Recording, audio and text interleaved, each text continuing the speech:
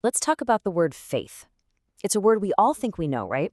But what if the way we usually think about it, as some kind of internal power, is a huge misunderstanding of what it originally meant? Well, that's what we're going to dig into today. So we have to start here with this really famous definition from the book of Hebrews.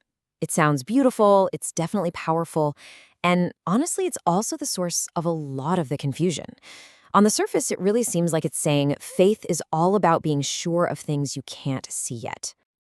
And that reading leads directly to this super popular modern idea that faith is an internal power, kind of like a force of will. The thinking goes something like this. If you can just believe hard enough, you can actually make your hopes become reality. It's this inside-out thing, where it all starts with you. Okay, but here's the million-dollar question.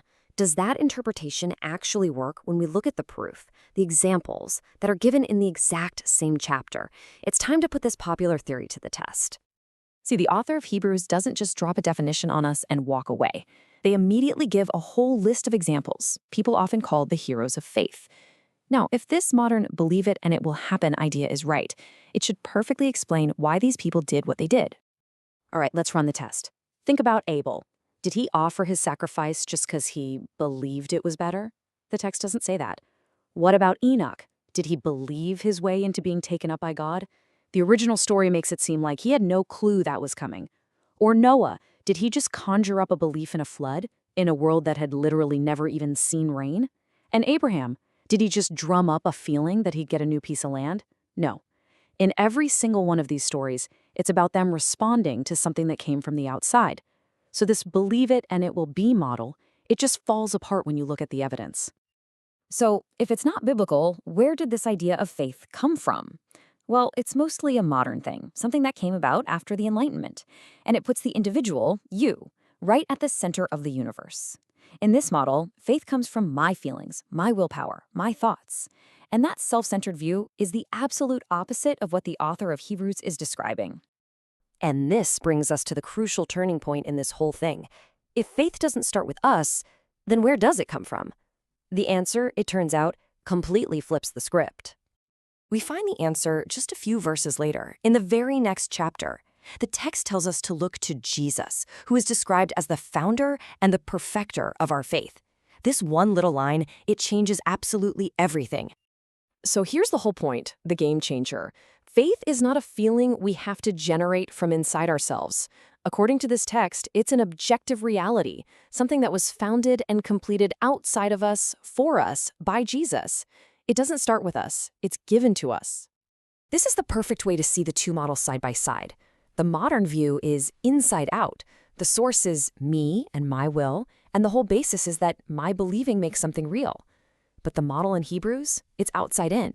The source is God, and the basis is our response to God's proven trustworthiness. Totally different. And look, this isn't just a tiny adjustment in how we define a word. This is a complete paradigm shift. It moves the entire foundation of faith away from our own shaky, subjective feelings and puts it onto something solid, objective, and external to us. So let's break down what this new model of faith actually looks like. It's not about wishful thinking. It's all about an action and response dynamic. So here's how it actually works. First, God always makes the first move. He initiates, he speaks, he acts. Second, those actions prove that he can be trusted. Third, we see that trustworthiness. And then finally, our faith is simply our active response to what God has already done. See? Outside in. Let's circle back to Abraham for a second. His great act of faith wasn't about him manufacturing a belief that he'd get some land. No way. It was about hearing the call of a God who had shown himself to be real, and then trusting that God enough to pack up his entire life and go. His faith was a response. So what does this kind of faith look like in the real world? Well, the results might actually surprise you. It's way less about getting exactly what you want, and a lot more about endurance, no matter what the outcome is. And you see this incredible contrast later in that same chapter. On the one hand, yeah, people of faith achieved these amazing, spectacular victories. But the list doesn't stop there. The text says people with the exact same kind of faith were tortured and stoned and sawn in two. Now, if faith was just about believing hard enough to get good things to happen, this list makes zero sense. But if faith is about trusting God's character regardless of the outcome, well then it makes perfect, heartbreaking sense. This just completely shatters that old idea that faith is some kind of crutch for weak people or a way to escape reality. It's the opposite.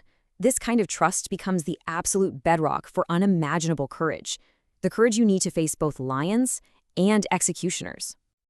What we're really talking about here is a complete 180-degree reversal from how most people think about faith. It's a total reorientation. And that brings us to the single biggest takeaway from all of this. The focus of faith completely shifts. The question is no longer how strong is my belief. The real question becomes, how trustworthy is the one I am believing in? The entire focus moves from the quality of our faith to the character of its object. And the book of Hebrews actually confirms this a chapter earlier. The reason we can hold on, the reason for this assurance, isn't because we're so good at believing. It's because he who promised is faithful. Our trust is anchored in his reliability, not our own. So that really just leaves us with one final question to ask ourselves. Is my faith focused on the strength of my own believing, or is it fixed on the trustworthiness of the one I believe in? According to this text, the difference between those two is everything.